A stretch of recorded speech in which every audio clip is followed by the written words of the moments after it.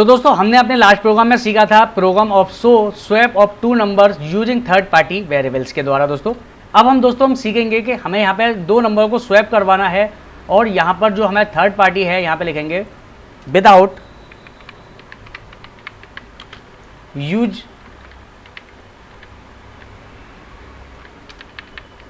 Use third party variable, यानी अब हम विदाउट थर्ड पार्टी के द्वारा ही हम दोस्तों इन नंबरों को स्वैप करवाएंगे।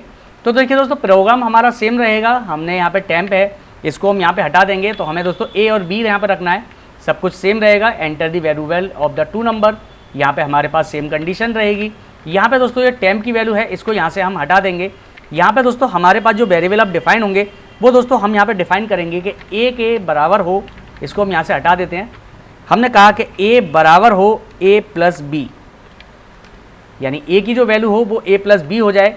और उसके बाद दोस्तों हम दूसरी कंडीशन में देंगे बी बराबर हो ए माइनस बी के, और यहाँ पे हम देंगे दोस्तों ए बराबर हो ए माइनस बी के।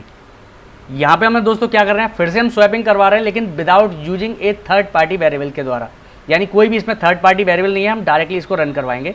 तो हम यहाँ दोस्तों फिर से यहाँ रन करते हैं।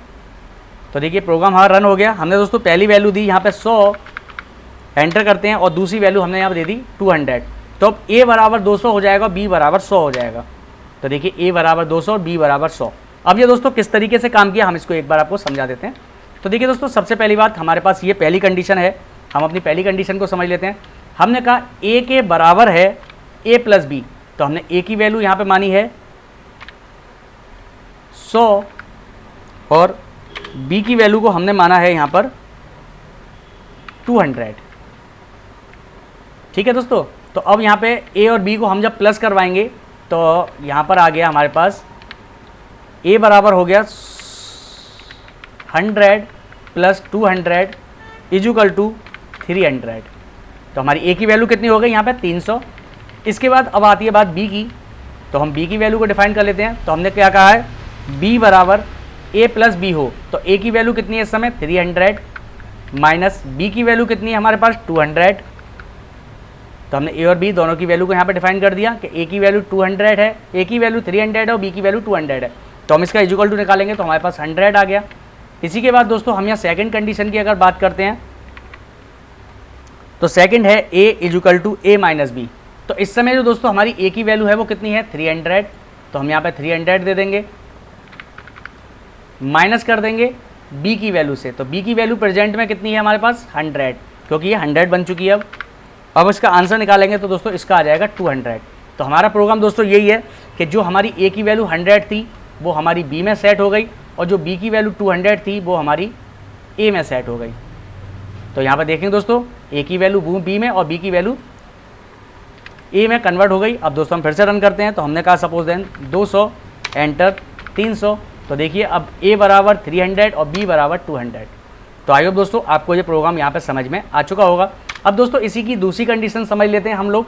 सेम प्रोग्राम है दोस्तों, बस इसी में अगर आप कंडीशन चेंज करना चाहें तो आप यहाँ ईजिली कर सकते हैं। यहाँ पे भी दोस्तों हमारा सेम प्रोग्राम, इस प्रोग्राम को आप दोस्तों सेकंड स्टेप यानी कि इसी प्रोग्राम को आप दोस्तों थोड़ा चेंज कर सकते हैं।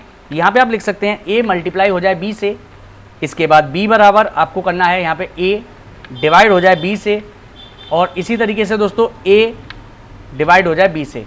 ये भी कंडीशन दोस्तों सेम है। तो हम यहाँ पे दोस्तों ए और बी की वैल्यू को यहाँ पे पहले लिख देते हैं ताकि दोस्तों प्रोग्राम को समझने में हमें आसानी रहे। तो हमने कहा ए बराबर 100 ही मान लेते हैं और बी बराबर हमने सपोज देन 50 मान लिया। ठीक है दोस्तों, अब हम पहले इस प्रोग्राम को रन करते हैं। प्रोग्राम को रन करने के बाद हम दोस्तों देखेंगे हमारा आंसर क्या आएगा। तो हमारा ए बराबर 50 आना चाहिए और बी बराबर हमारा 50 आना चाहिए। सॉरी दोस्तों, ए बराबर 50 और बी बराबर 100 आना चाहिए। तो हमने रन किया, हमने 100 दिया और दूसरी वैल्यू हमने दी 50 और एंटर। तो देखिए वैल्यू हमारी एक्सचेंज हो गई।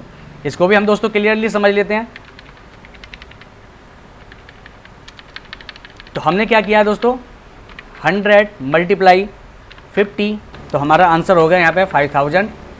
अब दोस्तों हम यहाँ क्या करेंगे, 5000 हो गया हमारे पास। अब हम क्या करेंगे, यहाँ पे हमने बी के बराबर दिया है ए माइनस बी, वो सॉरी ए अपॉन बी, यानी कि ए की वैल्यू हमारे पास 5000 है, भाग करेंगे किससे, बी से। बी की वैल्यू कितनी है हमारे पास 50। तो यानी हम 50 का भाग अगर 5000 में देंगे तो हमारा आंसर आएगा यहाँ पे 100, क्योंकि 100 टाइम कटेगा।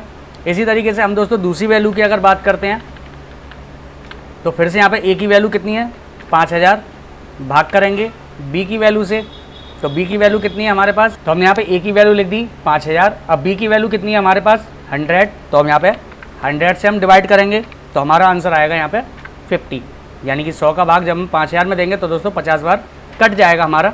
तो इस तरीके से दोस्तों हमारे पास हमारी रिवर्स वैल्यू आ जाएगी। फिर से हम कंट्रोल F9 दबाते हैं और दोस्तों प्रोग्राम को रन करके देखते हैं। तो हमने ए की वैल्यू डाली 100 एंड बी की वैल्यू डाली 50, एंटर करेंगे तो देखिए ए बराबर 50 और बी बराबर 100 हमारे पास आ जाएगा, यानी हमारी वैल्यू यहाँ पे स्वैप हो गई, एक्सचेंज हो गई। तो दोस्तों इस तरीके से आप दोस्तों स्वैपिंग का यहाँ पे प्रोग्राम बना सकते हैं। आई होप दोस्तों आपको दोनों ही प्रोग्राम समझ में आ गए होंगे।